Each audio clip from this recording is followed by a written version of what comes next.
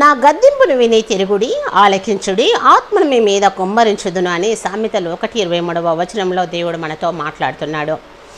దేవుడు ప్రేమించు వారు ధన్యులై వివేకము కలిగి జీవ మార్గంలో నడవాలని ఆయన మనల్ని గద్దిస్తాడు. ఆ గద్దింపు విని ఎవరైతే ఆయన వైపు తిరుగుతారో వారికి తన ఆత్మను అనుగ్రహిస్తాను అని దేవుడు ఇక్కడ వాగ్దానము చేస్తున్నాడు. దేవుడు తన ఆత్మను మన మీద కుమ్మరిస్తానని చెప్తున్నాడు. ఈ యొక్క ఆత్మ కుమ్మరింపు ద్వారా పరిశుద్ధాత్మ చేయు కార్యములు ఏంటి అని మనం ఒకసారి ఆలోచించిన అయితే, పరిశుద్ధాత్మ చేయు కార్యములు ఏంటంటే పరిశుద్ధాత్మ ద్వారా మనకు జ్ఞానము అక్కడ కలగజేయబడుతుంది, మనకి జ్ఞానము అనుగ్రహించబడుతుంది. అదేవిధంగా దేవుని యొక్క ప్రేమ మన హృదయంలో కుమ్మరించబడుతుంది. పరిశుద్ధాత్మతో నువ్వు ఎప్పుడైతే నింపబడతావో అప్పుడు జ్ఞానంతో నీవు నింపబడతావు. అంత మాత్రమే కాకుండా దేవుని యొక్క ప్రేమ మన హృదయంలో నింపబడుతుంది. అదేవిధంగా మనము పరిశుద్ధపరచబడతాము. అదేవిధంగా మనము చక్కగా నిలబెట్టుటకు కారణము అవుతుంది.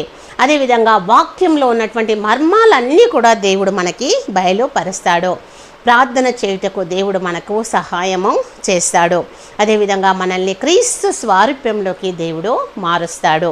కనుక మనము దేవుడు ఒకవేళ నిన్ను గద్దించినప్పుడు ఆ గద్దింపునను నీవు త్రోసివేయకుండా లేదా విసర్జించకుండా నీవు దేవునికి లోబడి విధేయత చూపించి ఆయన యందు నువ్వు విశ్వాసం ఉంచితే నీ యొక్క మనసును మార్చుకొని నీ యొక్క పాపములను విడిచిపెట్టి పాప క్షమాపణ నీవు పొందుకొని దేవుని సన్నిధానంలో నీవు బాప్తిసము పొందినట్లయితే దేవుడు తన యొక్క పరిశుద్ధాత్మతో నింపి నేను ఆశీర్వదించగలడు.